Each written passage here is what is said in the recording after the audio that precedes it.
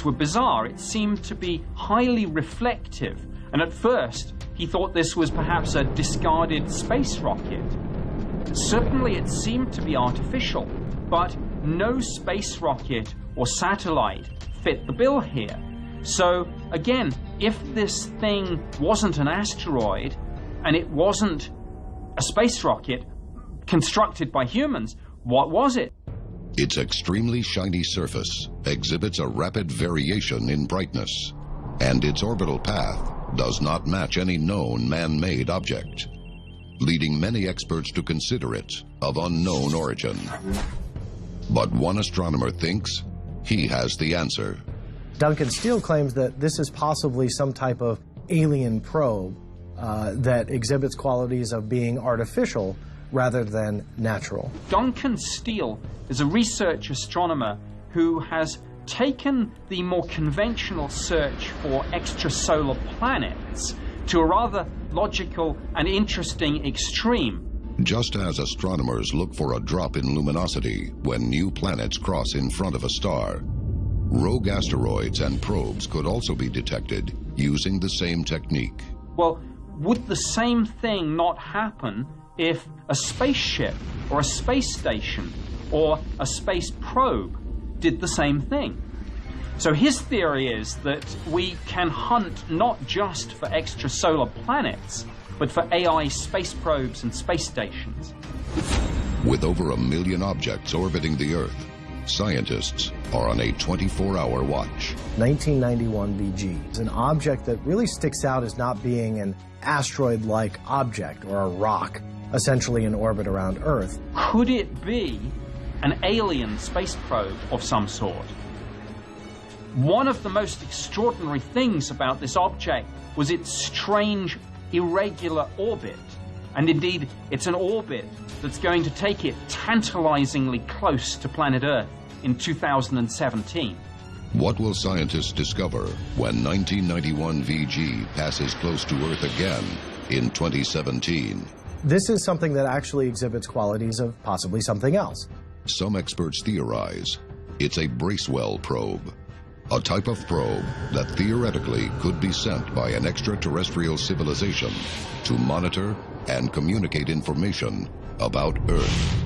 If there are alien probes in vicinity of planet Earth, the implications are huge. We know that NASA and ESA are capable of designing space probes that are now capable of going to comets on close approach and indeed bringing back samples. If there are alien probes out there, our technology is becoming good enough to go out and bring the entire probe back. And this would answer for once and for all the question of whether or not we're alone. Because if we're being visited by probes, they are reachable now. So I think artificial intelligence is going to be key to understanding these advanced life forms. Most scientists believe that alien life will be more mechanical than biological in nature. We're not going to essentially find them living in big cities on an Earth-like planet light years away. That we'll probably find alien life much closer to the resources of our universe. That essentially these artificial intelligence machines are going to be going out and mining the universe for the resources. Advanced machines can be designed to have a much longer life than an astronaut. When you send that out into the stars, well, who cares if it has to wait 5,000 years to get to its nearest neighbor? It doesn't age, it doesn't die, it doesn't decay. So that mechanical being that we are in the process of creating is probably going to be our first astronaut into deep space. The concept of us finding an alien probe out there isn't too far-fetched, because that's exactly what the human race is doing. So it would be not unlikely for the aliens to be doing the same exact thing. Scientists believe a widespread integration of artificial intelligence is the only way mankind will navigate the future. It's believed that when we do make contact with an alien civilization, it will be with a mechanical machine or an artificial intelligence. The universe might be more full of AI than biological life. And the reasons for this are really evolutionary. Life is much too fragile to sustain long periods of independent existence. The thinking is that any biological civilization might want to address those issues and improve themselves and modify themselves. We have to merge with our digital selves. We have to create digital offspring, if you were, artificial intelligence that essentially is us, but is also essentially immortal. That it will not age or decay or die on a space trip that lasts thousands of years. That essentially that digital footprint of us, that digital copy of who we are, could be sent out into the cosmos, and it really makes no difference how far they travel, because once they get there, they'll be alive to say hello. Experts believe artificial intelligence is now inevitable. When you look at the human race, we are merging with our machines. We're merging with our technology. Yes, it's starting with mechanical extensions like arms or legs, just limbs to our human bodies. That makes more sense to live forever than it does for, let's say, 75 or 85 years. But there is another, more disturbing reason. If machine intelligence is more evolved, then we may be shifting increasingly to a post-biological universe. You are going to have some very intelligent brains out there that are going to create this artificial intelligence that's just going to go off the maps in regards to their own way of thinking and that digital intelligence. AI might itself then design better and better versions of itself, more powerful, immortal, and we may therefore be in a situation where the universe is ruled by a single, almost omnipotent machine. The impact of finding advanced extraterrestrial life in the universe would be earth-shattering. Incontrovertible proof that alien life exists would be the greatest scientific discovery of all time. Implications would be profound and would straddle so many different parts of human culture. Scientists have only recently found clues to the existence of microbial life in our solar system. But many believe where there are microbes, there could be higher evolved life forms. Within our own solar system, there are a number of other planets and mainly moons that are thought of as likely places to look for life, at least very basic microbial life. One possible location that scientists are now honing in on is Jupiter's moon Europa. Europa is thought to be an ice world, but it's also believed that beneath that ice, you could actually have a heated core. Jupiter's gravitational pull is so strong that some believe it may be heating the center of Europa. Some scientists speculate that if we could ever send a probe there, drill down through the ice, if we do find an ocean, it's possible we can find life forms like dolphins and fish that have been surviving and thriving there for possibly thousands of years. And we had no idea that it was there. So we're making these discoveries in our own backyard. And on a cosmic scale, that's absolutely nothing. We've pretty much just went to our front porch and looked. We haven't really gone off the steps yet. But scientists are also looking for life on distant planets similar to Earth. Unsealed case file, Upsilon, Andromeda. 1996, San Francisco State University. A team of astronomers, including renowned astrobiologist Jeff Marcy, detect an exoplanet the size of Jupiter, orbiting Upsilon Andromeda, a star system 44 light-years away. By 2010, they find 2 more exoplanets, and the Upsilon Andromeda star system becomes the first ever multiple planetary system discovered beyond our own. Dr. Jeffrey Marcy, a professor at Berkeley, is the scientist that really has been labeled as the scientist that has discovered more exoplanets than anyone else. That he started searching for these Earth-like planets or exoplanets many years ago and actually discovered 70% of the first exoplanets that have ever been found. Marcy is credited with finding the first multiple planet system, the first Saturn mass planet, and Neptune mass planet, and is now on the hunt for Earth-like planets. He has studied thousands of stars using missions such as Kepler and the data that's come in from there, and he's looked for evidence of stellar dimming. And as we discover more about these stars, we uncover that most of them that we've looked at, that we've been lucky enough to zero in on and see, most of them have these exoplanets. A lot of them even have Earth-like planets. Scientists have come to the conclusion that nearly every star has exoplanets.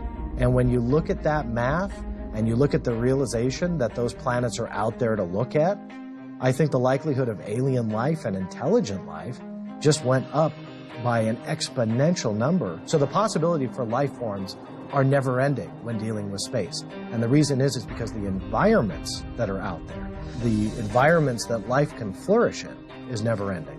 Before we can go beyond our solar system to find life, we must first look to our closest neighbor, Mars, and some question what we should do if and when we arrive on the red planet. If we terraform the planet, we destroy an entire ecosystem. Do we not perhaps have a responsibility to preserve that life, to nurture it, and maybe one day that life will evolve into something intelligent? It doesn't matter if they're intelligent or not. They could become intelligent one day, even though they're single-celled now. And many experts believe that if we do contact intelligent life, we must proceed with restraint. We should behave not as conquerors and exploiters, but as scientists and explorers. We should behave morally and ethically.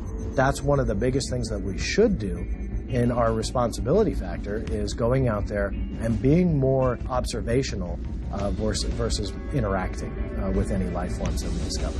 We can't just necessarily go out into space and assume that everything belongs to us. Evidence suggests that scientists are on the verge of finding alien microbial life. And many in the UFO community believe that contact with advanced alien civilizations may not be far behind. An interstellar archaeologist is looking for signs of intelligent civilizations, but not in the respect that it's looking for a signal or a radio wave. They're looking for actual artifacts that could be out there. Signs that a civilization started on a planet, may or may not be there now, but started on a planet and left behind either structures or artifacts that we can discover, and then finally answer the question, are we alone in the universe?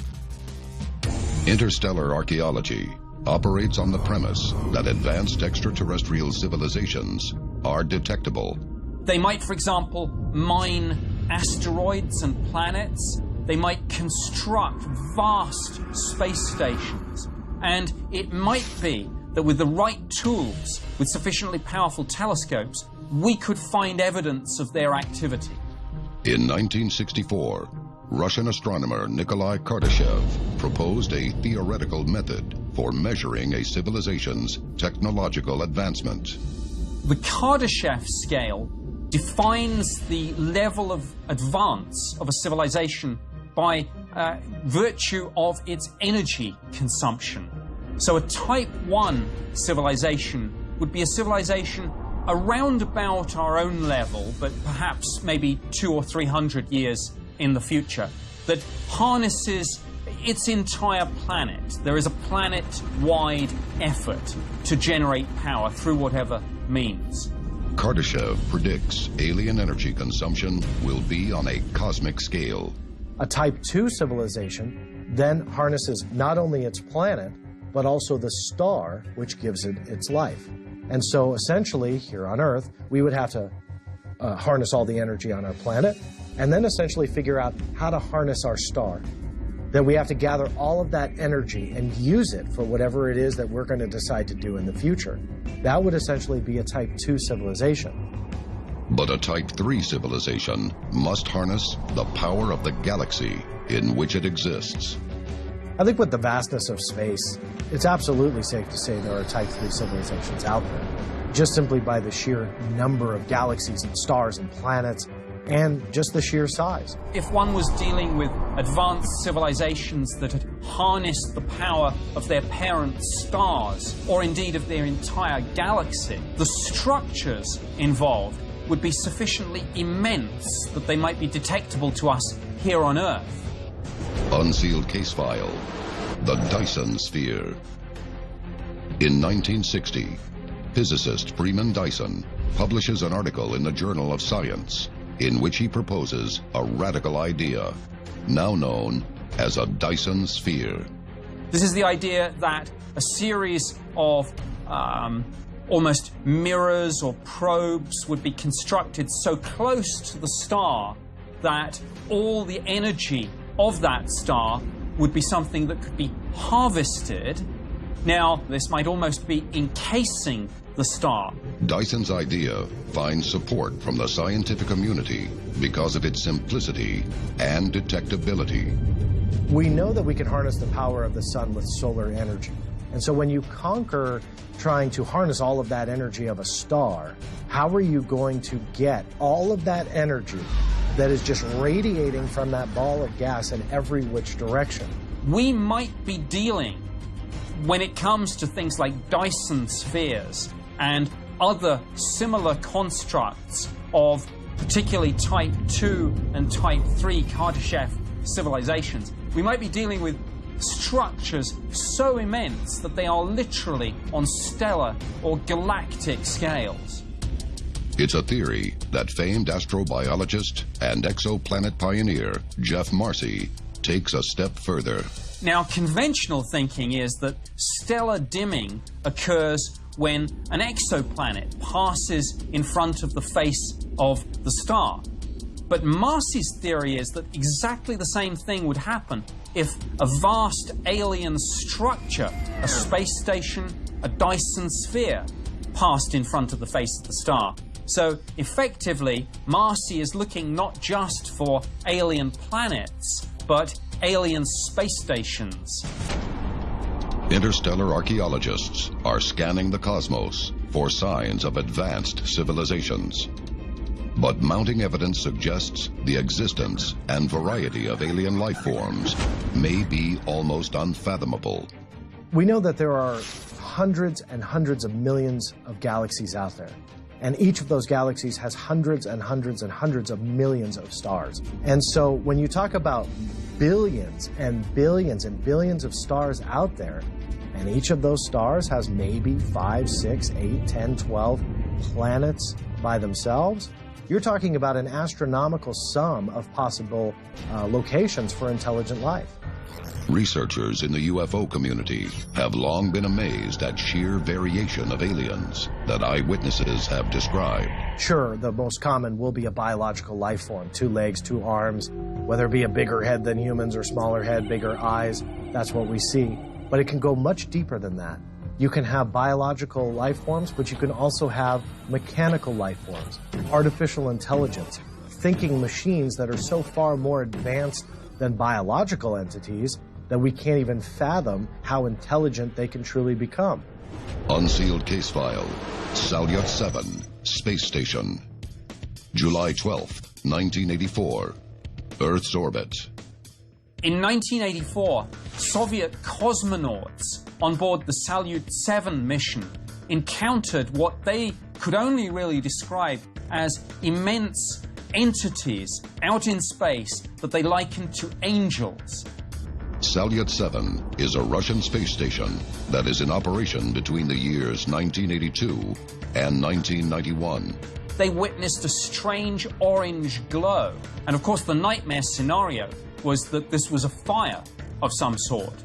And when they looked out, they found not a fire, but a strange plasma mist, and as this became more easily discernible, they picked out what they believed were 7 immense figures, literally the size of a 747 aircraft. But many in the scientific community believe that cosmonaut experiments, low oxygen, and other psychological factors may have contributed to a group hallucination.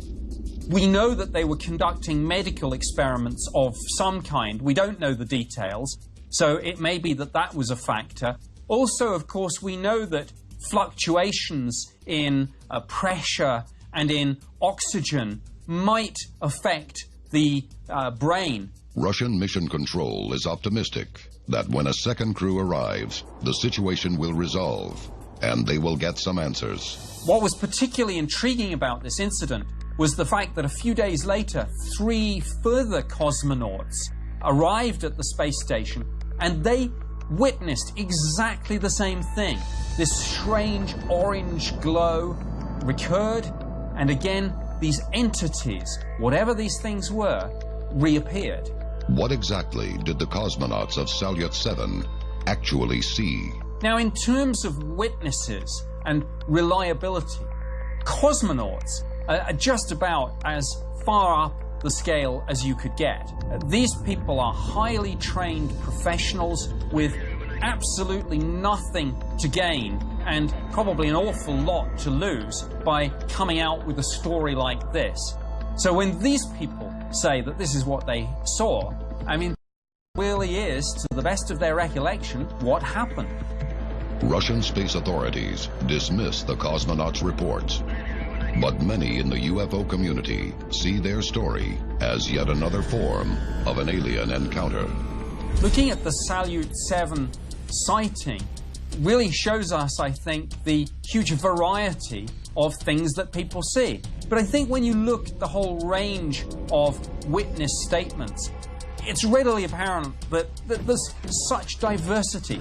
Robot entities, AI probes, aliens, angels, huge structures. It poses the question, what might be out there? And I think the answer to that question is not just one other life form, but a whole range of them. There's a whole cosmos out there, and likely it's pretty crowded with a huge variety of life. But how should humanity react if we are the ones being contacted by a more advanced life form? If we discover we're being watched and extraterrestrials are truly here and they are looking at the human race, I think we have to be very careful on how we respond, if at all. I mean, clearly we'd be dealing with a civilization capable, possessing the technology to wipe us out in an instant. So we should not antagonize these people. So we have to make sure we make the right decisions when we are ever encountered by some type of alien race. Despite hundreds of thousands of alleged extraterrestrial sightings, there is no evidence that aliens have made open contact with humanity. But still, many wonder what first contact will be like.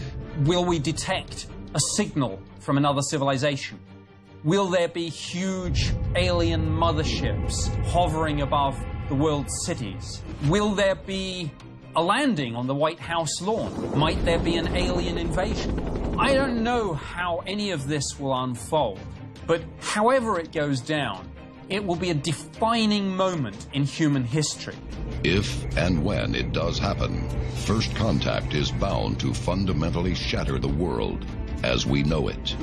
How this will unfold will be in a way totally different to any of the ways in which science fiction writers or scientists have considered it. First contact may involve something so different, so bizarre, so unexpected, that it's nothing we've even remotely thought about. Del Rio, Texas, 1955. Colonel Robert B. Willingham is part of a squadron participating in a simulated bombing exercise that spots a blazing ball of light, brighter than a star, speeding east across the sky. Willingham watches with growing curiosity until suddenly the object makes a 90-degree turn to the south. The pilot receives permission to investigate and sets out in pursuit. He follows the UFO toward the Rio Grande, where moments later, it shudders and falls from the sky, crashing into the riverbank on the Mexican side. Returning to base, Willingham enlists the help of a colleague, and together they fly a small training aircraft back to the impact site. There, they find Mexican troops standing guard over a silver disc embedded in the ground. Willingham is startled to see the bodies of 3 alien crew members. The Mexicans demand the Americans leave immediately. But before he goes, the pilot quietly picks up a small piece of debris.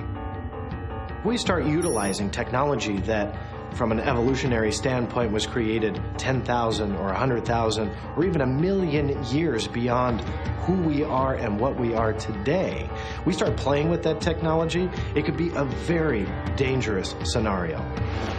Returning to base in Fort Worth, Willingham examines the fragment.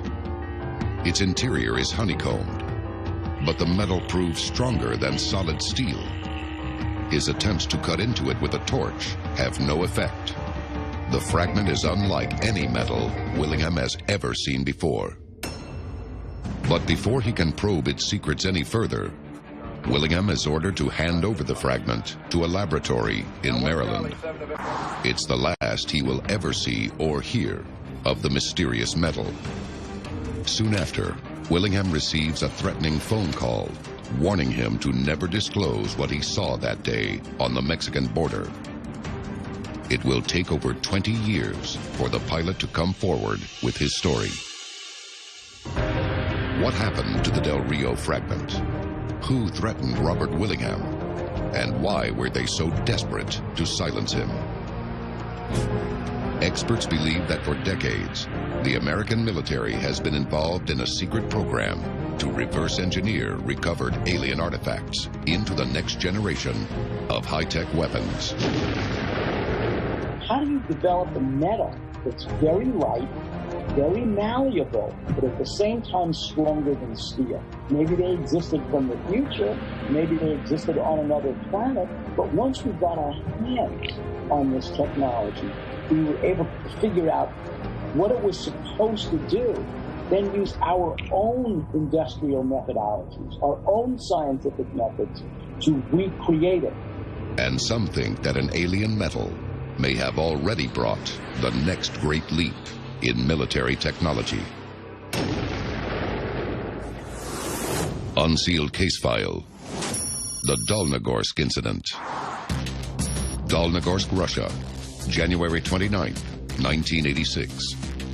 Residents of this small mining town on the Soviet Union's Pacific coast watch in disbelief as a red sphere hurtles across the night sky before crashing into a mountainside. A crowd gathers at the point of impact. There, they discover a smoking crater surrounded by a wide area covered by a strange black film. On close inspection, the film contains strange metallic beads. The beads are discovered to be lead, but of a kind unlike anything seen before. 3 Soviet academic centers and 11 research institutes analyzed the objects from this UFO crash. The distance between atoms is different from ordinary iron in this material. Radar cannot be reflected from the material. Elements in the material may disappear and new ones appear after heating. One piece apparently disappeared completely in front of 4 witnesses. The CIA launches its own investigation into the Dolnogorsk incident. A declassified 1989 report states that Soviet scientists are convinced the object was an extraterrestrial space vehicle constructed by highly intelligent beings. Samples of the metal are smuggled out of the country in the chaotic years following the fall of the Soviet Union. Recently, NASA's Langley Research Center announced the development of metal alloys that, when pierced by a bullet, will actually close behind the projectile as it passes through, healing the wound as though it was alive.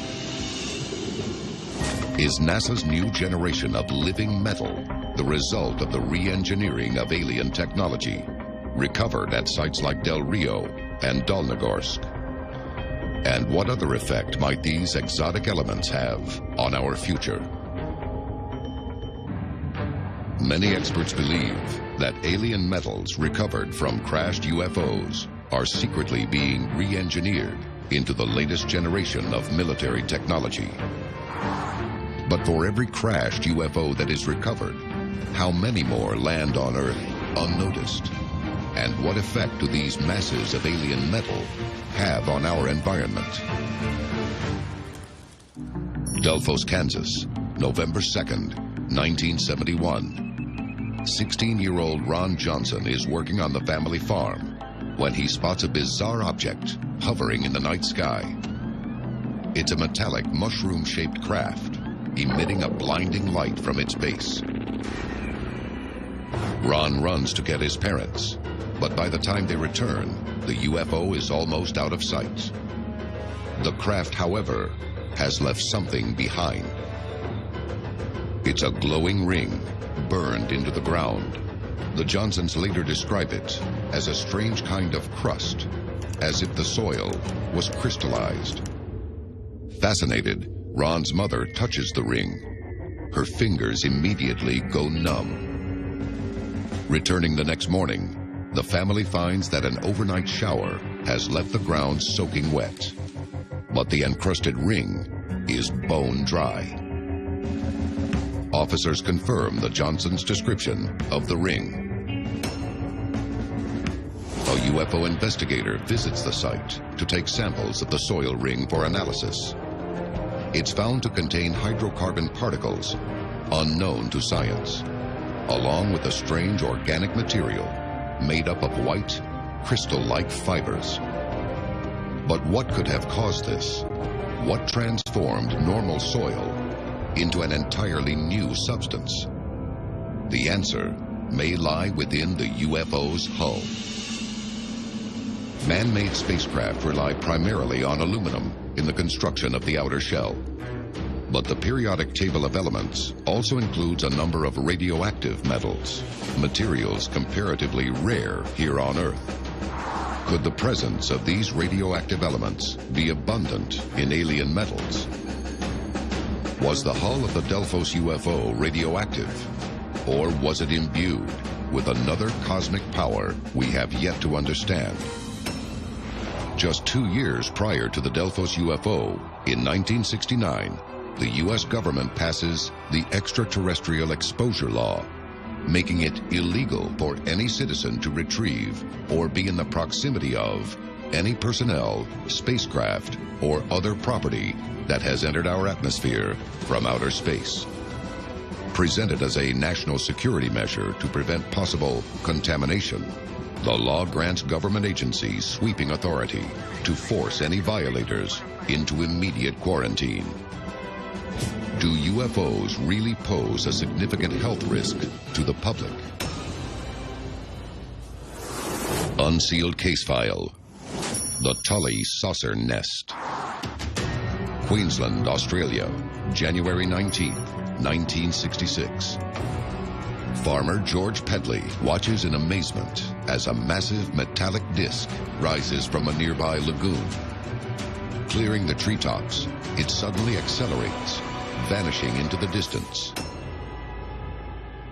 Pedley is astonished to feel the muddy floor is totally smooth, like the bottom of a swimming pool. The saucer has clearly been resting below the water's surface for some time. In the end, 5 more of these UFO nests are discovered on the farmer's land. The incident raises some disturbing questions. 70% of the world's surface is covered by oceans, lakes, and rivers. How many flying saucers lie hidden beneath? And do these strange new elements pose a threat to the human race? Unsealed case file. The Cash Landrum Incident. Dayton, Texas, December 29th, 1980. Betty Cash, Vicki Landrum, and Landrum's grandson Colby are traveling a rural highway at night, when out of nowhere, a bright diamond-shaped object appears above their car.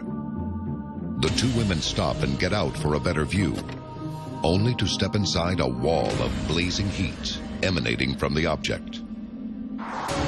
Moments later, a group of 24 unmarked helicopters appear in the air overhead. But before they at the UFO, it shoots off into the night at terrific speed. In the days that follow, both women begin to feel ill. Cash is hit especially hard. 2 weeks after the incident, she is admitted to hospital, and her worst fears are realized.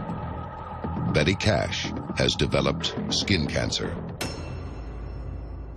She will survive the disease, but the terrifying experience will haunt her for the rest of her life.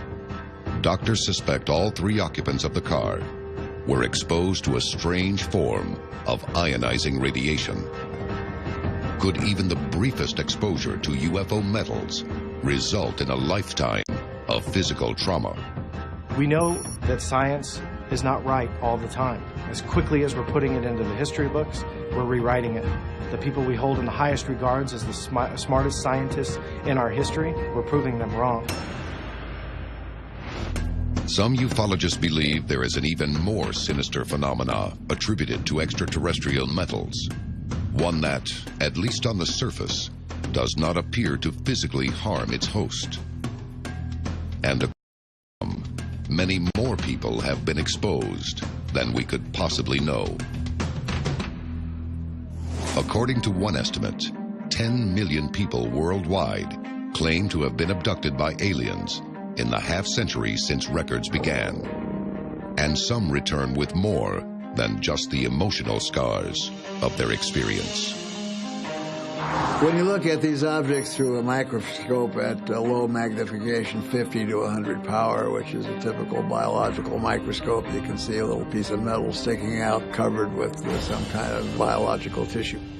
Dr. Roger Lear specializes in alien implants, shards of metal placed by extraterrestrials in the bodies of abductees. Their true purpose remains a mystery. Some believe implants are a means of mind control. Others think they are a means of genetically altering people into alien-human hybrids. Lear is convinced they pose a danger and has spent the last 50 years surgically removing them. And according to him, it's a task with no end in sight.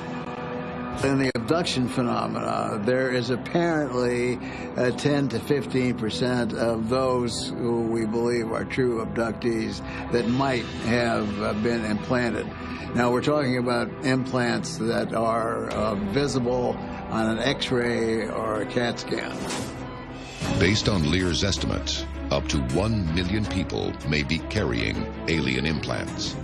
And some experts believe millions more may have been abducted with no memory of the horrific experience.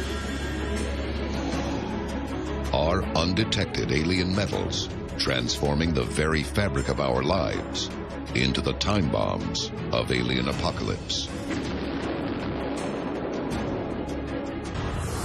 Unsealed Case File, X-47B. June 14th, 2012, Washington, D.C. Dozens of commuters report a triangular UFO in the middle of the city. But it isn't in the sky overhead. It's being carried on the back of an 18-wheel transport. Everybody was scared because all of a sudden they saw this craft that was shrouded with some type of covering that looked exactly like a UFO. But it soon revealed the UFO isn't what it seems. The U.S. Navy confirms the aircraft is in fact the new unmanned X-47B attack drone, and it's unlike any that's come before. It requires only a short runway for takeoff and landing. It can cruise at just under the speed of sound and has 3 times the range of any current technology. But many ufologists have expressed grave concerns about the X-47. They believe the aircraft may be the product of the biggest government cover-up of all time. When you look at the technology, like the Beltway UFO, these ideas aren't just going to come out of thin air. There's another thought process, though, that says that this technology was not necessarily from the human brain, but given to us by an alien civilization. The appearance of the X-47 has given new life to a theory long held by ufologists that generations of cutting-edge U.S. military aircraft have been developed using alien technology recovered from UFO crash sites. Is it true? Could this new killer drone be the man-made product of alien technology? But if it is, why were witnesses in Washington, D.C. so quick to assume the X-47 was a UFO? Was it a simple case of mistaken identity? Or was something else at work? Something hidden deep in their subconscious, brought to light by the presence of the drone. Aldergrove, British Columbia, July 17th, 1991. Corina Sables and a friend spot a massive triangle-shaped UFO in the night sky above her house. Sables' friend steps inside their home for a moment. But when he returns, he's shocked to discover that Sables has vanished. He searches the house and surrounding area, only to find Sables an hour later in the very same place where she disappeared. Mysteriously, she has no idea that she was gone and is unable to account for the missing time. Sables appears unharmed by the experience, but in the period following her disappearance, she senses this isn't the first time she has disappeared, and that it won't be the last. Even more disturbing, she will soon learn she isn't the only target under her roof. A few weeks later, Sables is shocked to see an alien gray creeping into her daughter's bedroom. Racing in, she finds the child unharmed, with no sign of any intruder. But soon after, the young girl begins drawing pictures of an alien she calls the Doctor. The child's account unleashes a flood of repressed abduction memories in Sables, including needles piercing her abdomen and row after row of alien fetuses stored in liquid. At that moment, Sables realizes that she has been part of an experiment to produce an alien-human hybrid. Some experts believe this is the secret purpose behind decades of abduction and medical experiments. Why would you need to take humans, put some type of physical implant in there, and do whatever genetic modification they're trying to do? My guess is they could potentially make a life form that they would like us to evolve into. Is this the secret behind the Black Triangles? Is their mission the creation of a race of alien-human hybrids? And are these intruders telepathic? Many experts believe this is true, but others have a different theory. Many experts have started to question who or what is controlling these terrifying objects, and the answer points to a civilization so advanced it boggles the mind. Scientists have labeled the moment when our technology will become smarter than humans as a technological singularity. Could triangle UFOs be the product of an alien civilization's technological singularity? Many eyewitnesses claim the astounding possibility that some UFOs may be sentient. Lone Pine, California, 1970. Fay Clark, publisher of Hiawatha Books, and his wife encounter what seems to be a routine UFO sighting. My wife and I observed a UFO resting on a small grove of aspen trees. We had been attracted to the area by a terrifically bright light that was so intense we were unable to look directly at it. Until incredibly, the UFO began to mimic their physical reactions. My wife and I realized that it was matching the rhythm of our respiration rate. The evidence that has come back from hundreds of thousands of contactee accounts makes it pretty clear that one of the chief activities that they are engaging us on is genetics. Can it be possible? Are black triangles actually some type of advanced technological entity? A new breed of aliens? A type of artificial intelligence, part machine, part organism, roaming the earth, analyzing and manipulating the human population as part of a hidden alien agenda. Greifswald, Germany, August 14th, 1990. Thousands watch in astonishment as a strange formation of 7 lights appears in the night sky over the Baltic Sea. They hover in place for a full 30 minutes, giving ample opportunity for onlookers to capture compelling video evidence of the incident. Later, German UFO researchers will use 5 of these videos to pinpoint the formation's exact position, not far from the Greifswald nuclear power plant. Some see this as cause for concern. Others, however, note the formation's proximity to another landmark, one that no longer appears on the map, but instills a far greater fear than any nuclear reactor. Peenemünde, the infamous construction site of the V-2 rocket. During the late stages of the Second World War, the Nazis launched more than 3,000 of the technologically advanced missiles against the Allies, raining a new kind of death on victims below. The V-2 represented an unprecedented leap in weapons technology, one many believe was too great to be explained by any earthly means. Today, many ufologists are convinced the Nazis received assistance from extraterrestrial beings, but the exact nature of this relationship has so far remained a mystery. The Nazi-alien connection can be traced back to the ultra-secret Vril Society in the days following the First World War. Its members were fanatical followers of 19th century author Edward Bulwer Lytton and his novel, Vril, The Power of the Coming Race.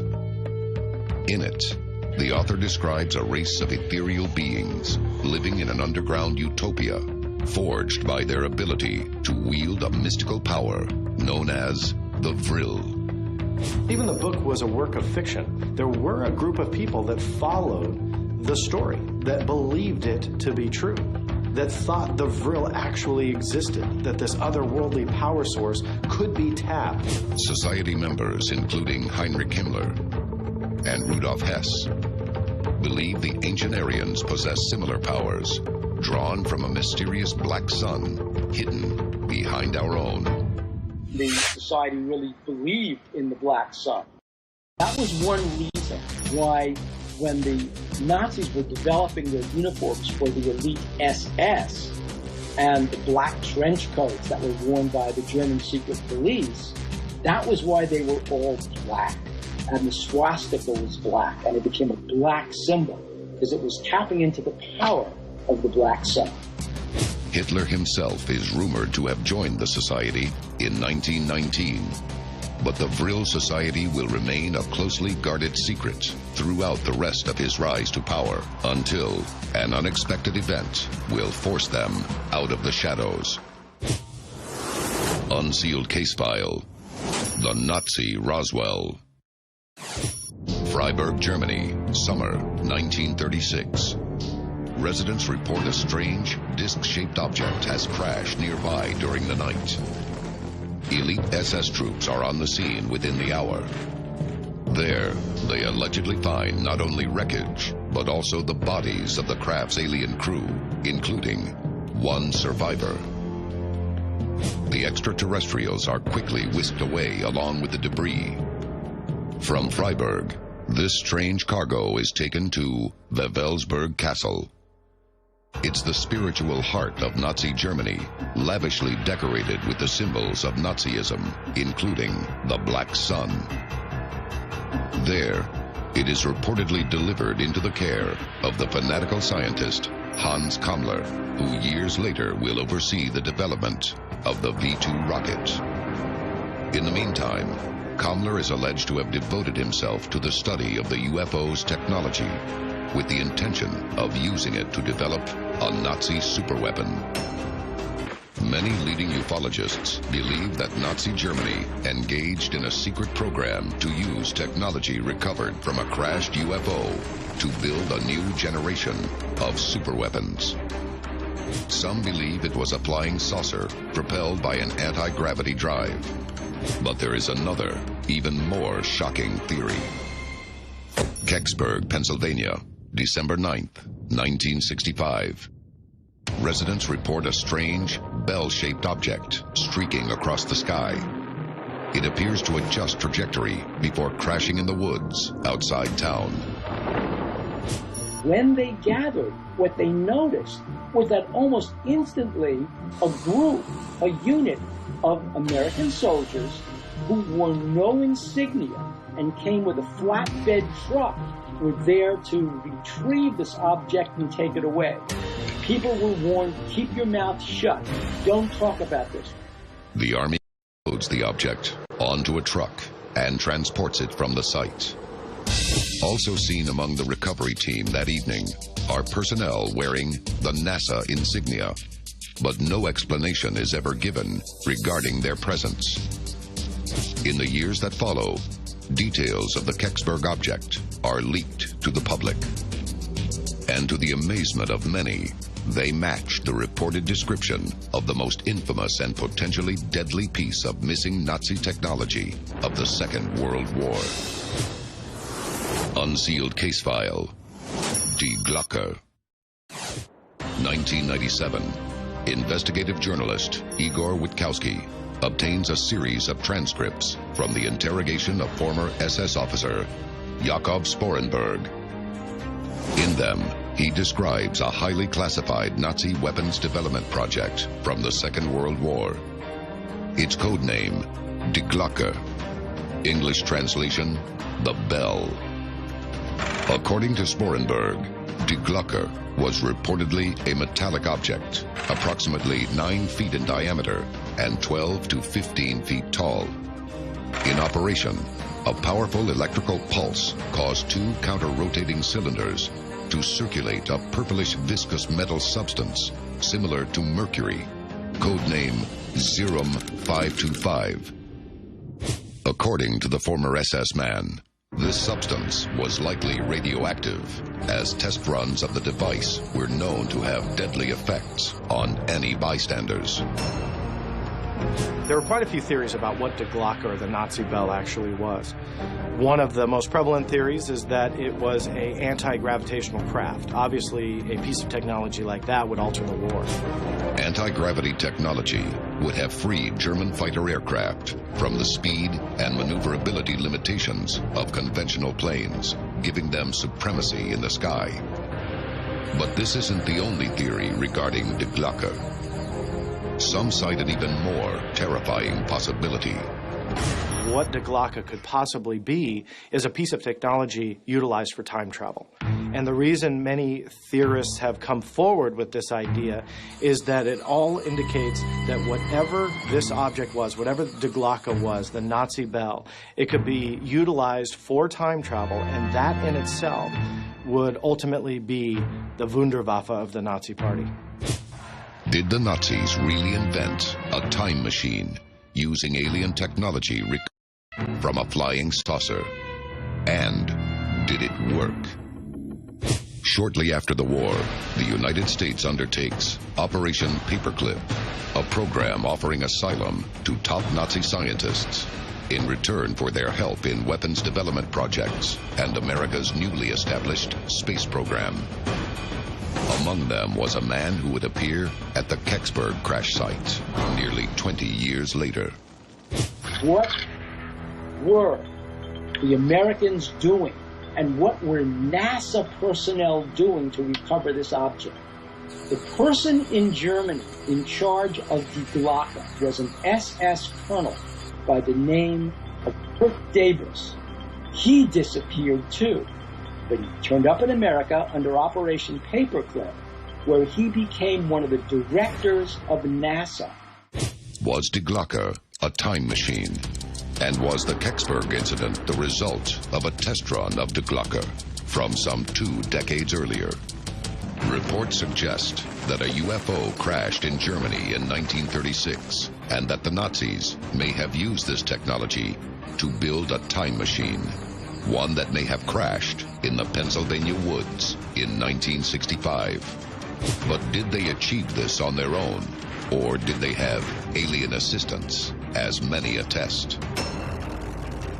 A possible answer would come decades later, and from an unexpected source. 1991, the Soviet Union falls. Over the next 2 decades, a series of top-secret KGB documents surface for the first time. One in particular will catch the attention of UFO investigators. Entitled Stalin's secret report on Task Force 68. The document is a report submitted by agents embedded in the U.S. military in the days following the Second World War. It recounts what many ufologists consider to be the most important battle in history. Unsealed case file. Operation High Jump. 1943.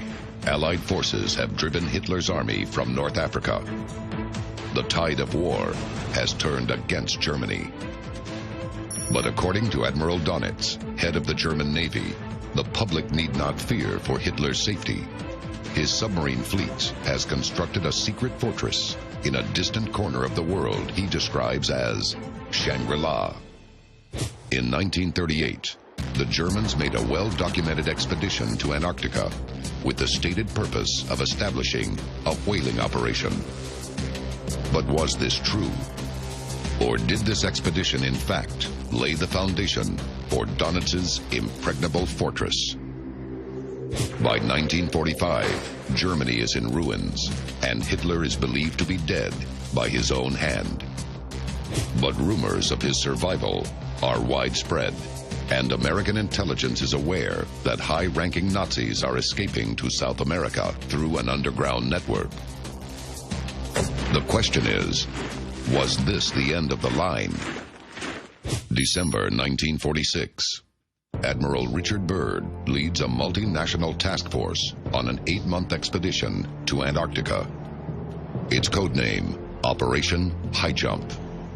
Operation High Jump was apparently a project that would take the United States Navy down to Antarctica and see how military technology and our forces would operate at such extreme temperatures. Now, what was their true reason? Was it to operate this technology to see how it would function in such cold weather and extreme environments, or were they looking for something else? Publicly, the mission's objective is to establish a research station and to test the fleet's ability to operate in polar conditions. But according to the KGB, High Jump's real goal is to destroy the remnants of a secret Nazi base and lay claim to the frozen continent. Approaching Antarctica, the fleet is allegedly surprised by enormous UFOs rising from the depths of the Southern Ocean. A battle ensues, during which the aliens down a number of Allied aircraft and sink at least one ship before vanishing. The attack appears to be a warning not to proceed any further, but Byrd refuses to bend to the aliens' will. It's the first of a series of reported encounters with UFOs. Undaunted, Byrd orders the fleet to sail on. Arriving at the reported location of the Nazi base, Byrd and his task force instead find the gaping entrance to a seemingly endless cave. Byrd orders a squadron of aircraft to scout the area. It isn't long before their worst fears are realized. This was a wide enough entrance where the planes flew in fighter formation. They were attacked by flying saucers. Most of them were shot down. Byrd was actually captured, and he was told, "We will let you go. You go back to your leaders and you say you found nothing."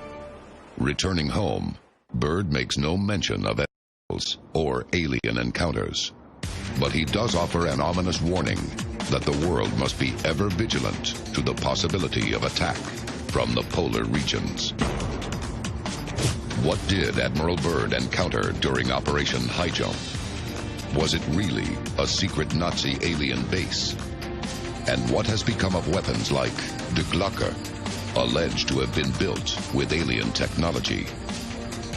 In the decades since the war, Germany has totally reinvented itself into a progressive beacon of peace and an economic powerhouse. But while the United States, France, England, and Canada have all granted public access to at least some of their official records on UFOs, Germany has so far released nothing. This uncharacteristic veil of secrecy has been the subject of growing concern among Germany's UFO community. And recently, one man took his fight to court. In December 2011, a judge granted ufologist Frank Reitemeyer the right to view a file he claims to have been written by Germany's scientific service regarding research into extraterrestrial life and UFOs. But the German government has filed an appeal to prevent the document's release. Why are German officials fighting to retain documents they claim do not exist? Do they fear the secrets of the past? The Nazi regime virtually had an unlimited amount of resources to put into their technology research. They were able to create highly advanced weaponry. They were able to create highly advanced aircraft. Really, their resources were unlimited when it came to this. I think there's no doubt that their ability came from just having that unlimited amount of resources to take their technology to the next level. Or do they fear what knowledge of this technology might do to our future? Woomera Nuclear Test Range, Australia, July 15th, 1960. A security officer spots a strange white light traveling across the evening sky. As it draws closer, the light takes on a reddish color, leading the man to believe it is a balloon that has caught fire. 4 other security officers catch sight of the same unidentified object as it passes unchallenged and disappears into the night.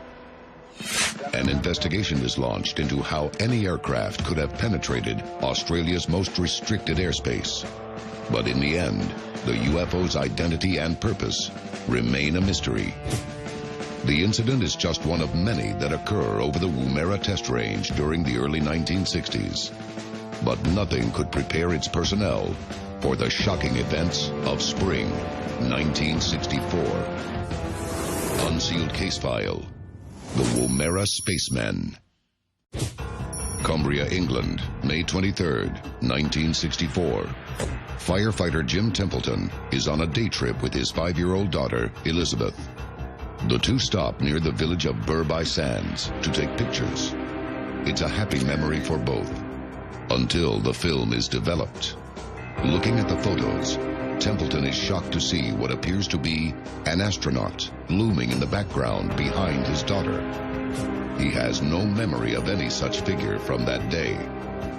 Templeton takes the photo to a local newspaper, and within hours the image is appearing in publications all over the world, including Australia.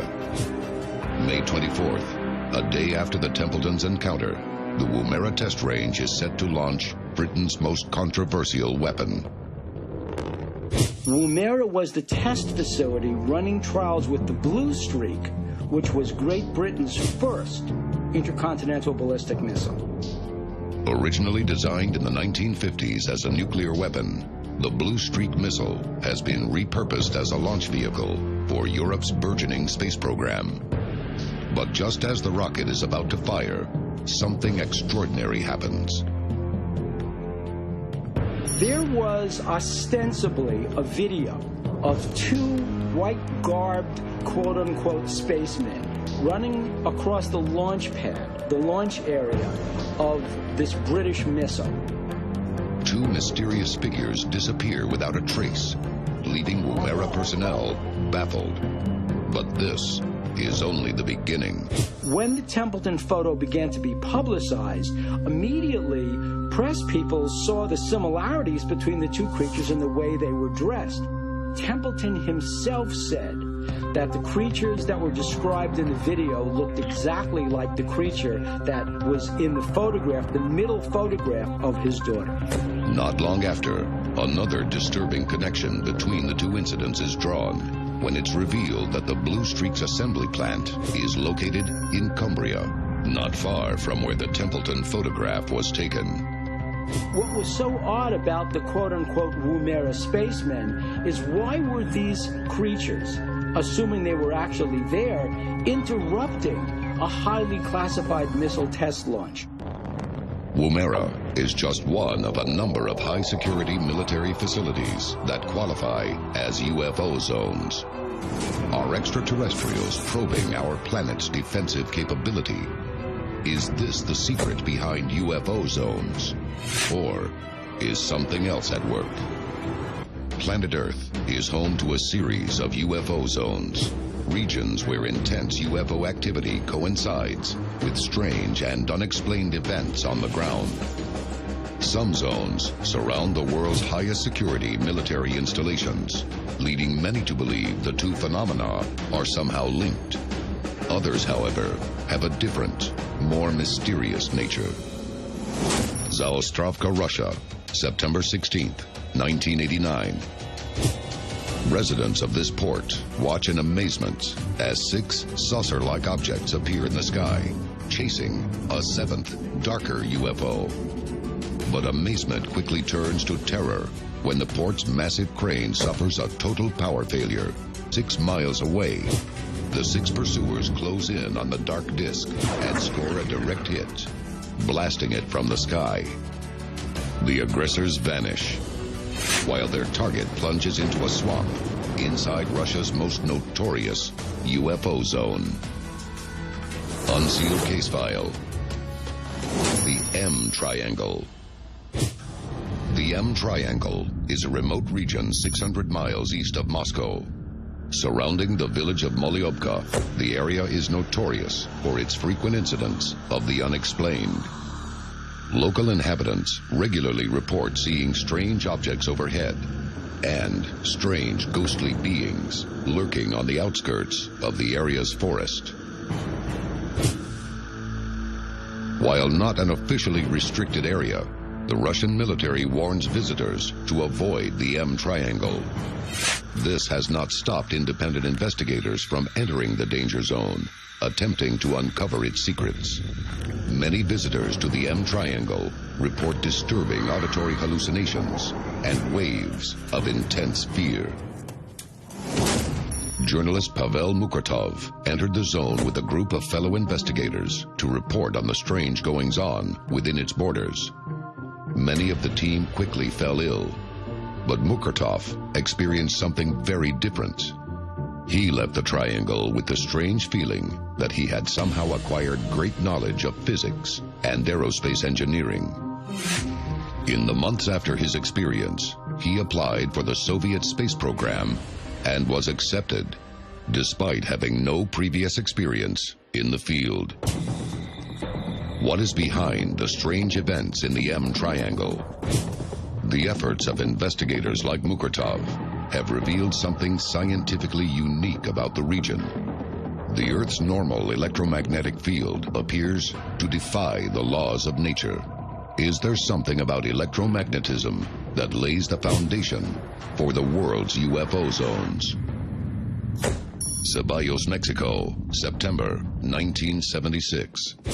This desert town erupts in a chilling cacophony when its entire dog population suddenly begins to bark and howl.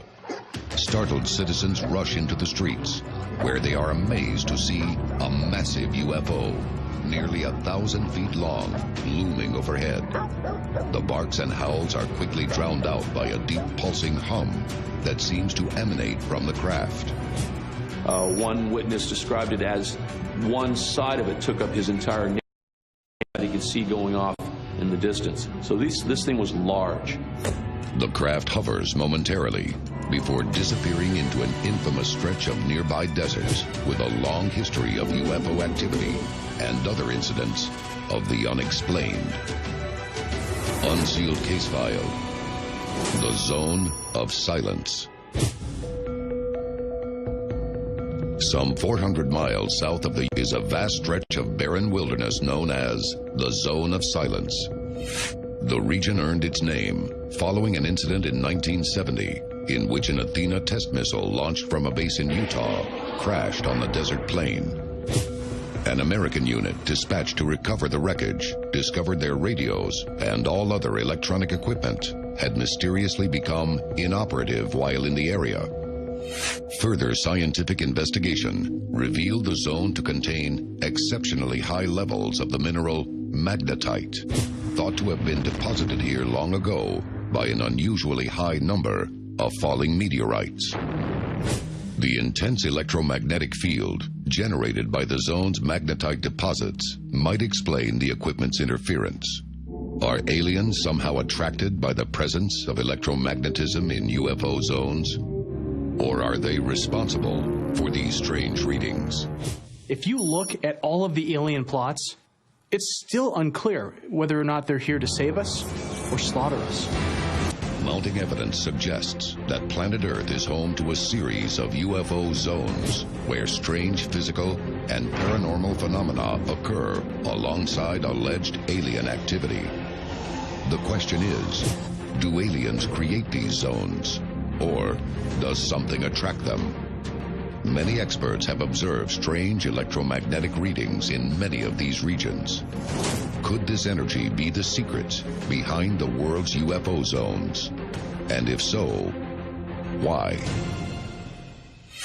Lago de Colbún, Chile, May 16, 1998.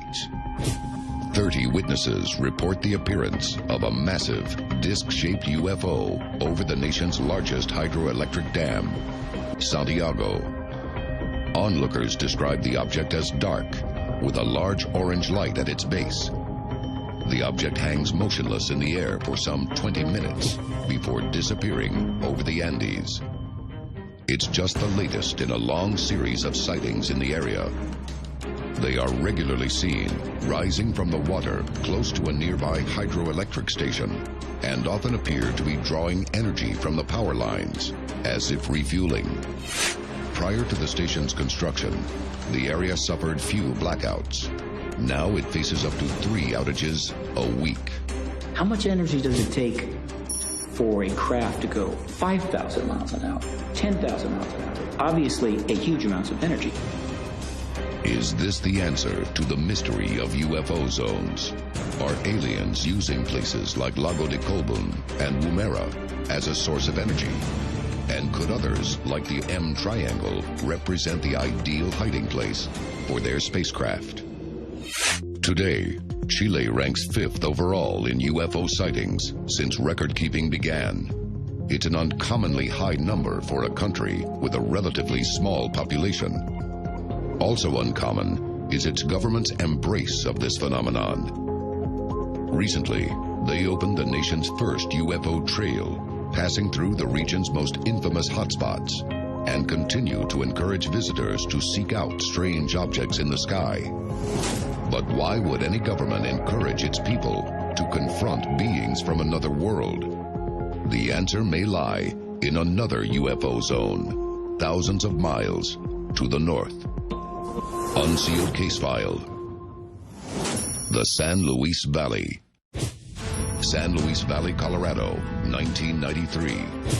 NORAD radar picks up a series of mysterious readings over a 2-week period that suggest the flaring of large-scale fires or even missile launches.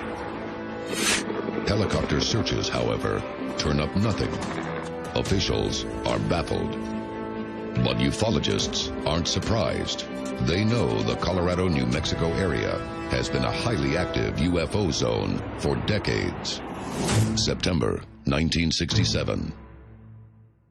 Ranchers in the San Luis Valley make a grisly discovery. A dead found on the King Ranch at the base of the Blanca Massif.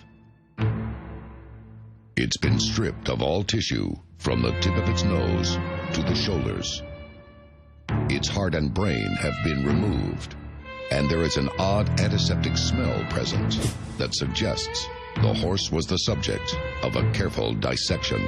The mystery deepens when investigators find a series of huge, unidentifiable tracks in the area. The horse's owner, Nellie Lewis, tells local reporters that UFOs are responsible for the horse's death, warning that they would one day return in force. And according to reports, she was right. Dulce, New Mexico, March 24th, 1978. Cattle rancher Manuel Gomez discovers the dead carcass of a recently deceased bull calf. The animal's sex organs have been removed with a surgical precision beyond the capability of even today's most sophisticated laser technology. Over the years, Dulce has paid witness to many strange and unexplained incidents. there are rumors of a secret base in the area, and no one is sure who controls it. I think if the military were to capture or be given alien technology, I think they would absolutely want to keep that to themselves. Because let's face it, anybody with advanced alien technology would in essence rule the earth. Dulce, New Mexico, August 1979. Phil Schneider is an Army engineer working with a unit assigned to construct a series of tunnels the Archuleta Mesa. At the bottom, he is shocked to see a 7-foot alien being, and beyond it, a host of others conducting operations in an underground base. A firefight erupts. When the dust settles, the cavern is littered with alien and human dead. How did an alien race maintain a base so close to a high-security U.S. military installation? According to Phil Schneider, the answer is simple. The government knew all about it. They had been encamped there for, as best as believed possible, about 400 or 500 years. Less than a year after he goes public with his story, Phil Schneider is found dead in his apartment. Officially, his death is ruled a suicide, but I believe he was murdered for being the man who knew too much. Other whistleblowers have since uncovered evidence of a secret lab filled with horrors beyond imagination. Human beings were kept in cages, they were kept in prisons, they were suffering.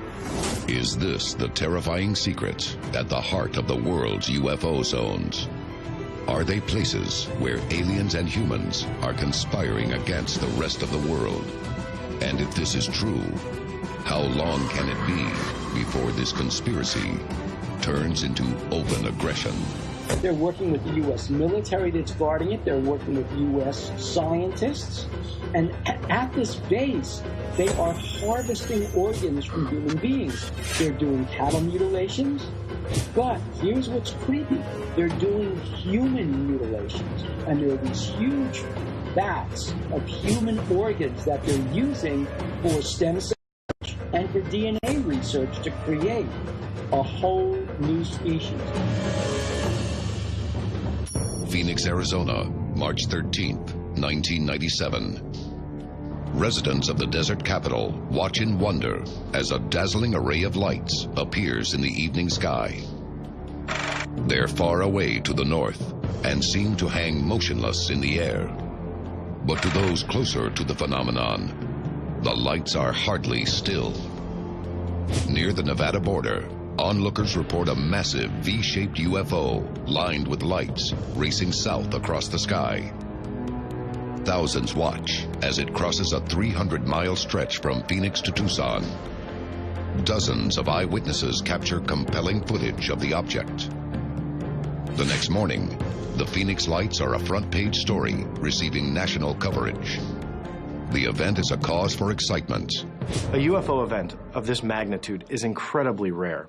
Usually UFO sightings are seen in not so populated areas, a couple witnesses, maybe 4, maybe 5, that's about it. But when you're talking about hundreds in a huge city like Phoenix, that's incredibly rare. The second rare point to this is the fact that it was shot by multiple cameras from multiple angles. Generally, you only have one visual piece of evidence to analyze. With the case of the Phoenix lights, you had multiple angles, multiple cameras, multiple witnesses. That was all real. At last, there has been a mass sighting of an object with no earthly explanation, producing thousands of credible accounts and dozens of pieces of matching video evidence. Many are optimistic that this is the moment the world will finally accept that UFOs are real. But the USAF identified the second group of lights as flares dropped during a training exercise by jets flying out of Berry Goldwater Range in southwest Arizona. How can the government flatly deny evidence from so many witnesses? The Phoenix lights and the Belgian wave represent two moments where world authorities could have ended the truth embargo once and for all. The question is, why didn't they? What do they have to fear? Many experts believe that world authorities are on the brink of disclosing everything they know about UFOs. But few in the public are aware that the U.S. government has in fact admitted to their existence on 2 occasions in the past, incidents that would ultimately bring down a virtually impenetrable secrecy. Roswell, New Mexico, July 2nd, 1947. Residents of this desert town spot a blazing disc-shaped object plummeting from the sky at impossible speed. Seconds later, it vanishes beyond a line of trees northwest of town. The next morning, a ranch worker discovers a trail of metallic debris not far from where the flying disc disappeared the night before. He collects some of the strange material and brings it to the local sheriff's office. The sheriff quickly notifies officials at Roswell Army Air Force Base that there has been some kind of air crash, and the base sends an investigator to examine the wreckage. A day later, the base commander makes an historic announcement. The Army stepped right up and admitted that there was a crash of a flying saucer at Roswell and that they retrieved that actual disc itself. July 8, 1947, the Army Air Force has announced that a flying disc has been found and is now in the possession of the Army. The announcement is a bombshell. America has recovered an alien spacecraft. The story quickly becomes international news. The military appears caught off guard by the intense scrutiny and scrambles to divert the world's attention. Shortly after the military said that they had a captured flying saucer, they completely rebutted their own story and said that it was nothing more than a weather balloon. But there was a problem that they have yet to address even over 6 decades later. There were witnesses, one of which said that there were bodies that were seen at Roswell Army Airfield. According to reports, there was much more to Roswell than what appeared in the press. Many eyewitnesses that night set out for the crash site to investigate, only to find it cordoned off by military roadblocks. The troops standing guard had a chilling message for any who approached. And he said, "Can't you get this through your head? You never saw anything. You were not there. You don't know anything." And he said, "We can just take you out in the middle of this desert and no one will ever find your bodies." He said, "You'll be nothing but bones and nobody will ever know what happened to you." In the end, the denial works and the public furor over Roswell subsides. But just a few years later, an even bigger UFO incident will see the government on the hot seat once again. Unsealed case file, the Washington Flap. Washington, D.C., 1952. The Cold War is heating up, and the sky over the U.S. Capitol is the most heavily guarded airspace in the world. But on the night of July 12th, an air traffic controller at Washington National Airport detects 7 unidentified objects on radar to the southwest of the city. A colleague makes visual contact with one of the objects, describing it as a bright orange light. Shortly after, a pilot taxiing for takeoff radios the tower to report 6 fast-moving lights in the sky nearby. Just then, the lights dart off in the direction of the White House and Capitol. One witness reports their movements to be completely radical compared to those of ordinary aircraft. Fighter jets scramble and set off in pursuit. But before they can intercept, the UFOs vanish from the sky, though it isn't the last Washington will see of the mysterious lights. Wave after wave will menace the area for the next 3 weeks before disappearing once and for all. A terrified city looks to the government for answers. Little did the people know, the American military was already engaged in Project Stork, a large-scale investigation into the nation's UFO sightings to establish some discernible pattern in their appearance. The study finds that the yearly number of UFO reports is rising at an alarming rate. Backed into a corner by the Washington Flap, officials make a stunning announcement. It does not contain any pattern of purpose or of consistency that we can relate to any conceivable threat to the United States. It's a statement that implicitly confirms the existence of UFOs, but denies any specific knowledge of their nature or origin. Today, many experts believe the government was attempting to both quell public fears and at the same time protect a top-secret weapons program based on technology recovered at Roswell. This technology would make America the most powerful nation on the planet. It would be another 40 years before the world would come this close to disclosure again. Many ufologists believe that world authorities are on the verge of disclosing everything they know about extraterrestrial life. The United States hinted at its existence in the 1950s, but the world would have to wait another 40 years for a nation to hand over its alien files for all to see. Somerset, England, March 30th, 1993. A police officer, accompanying a group of scouts on an outing, spots a bizarre aircraft he describes as two Concords flying side by side and joined together. Soon after, the Ministry of Defense UFO hotline is flooded with calls from across the country. In charge at the time is Nick Pope.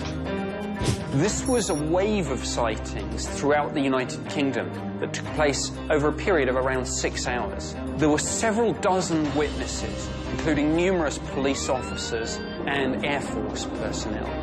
An Air Force officer with 8 years' experience described to me an object which he said was quite unlike anything that he had seen in his entire Air Force career. It's an enormous triangular UFO, shining a narrow beam of light down to the ground, as though searching for something. The giant craft moves slowly toward the base, before suddenly deactivating its beam and darting off at an incredible rate of speed. When I interviewed the witness the morning after this sighting, his voice was still shaking.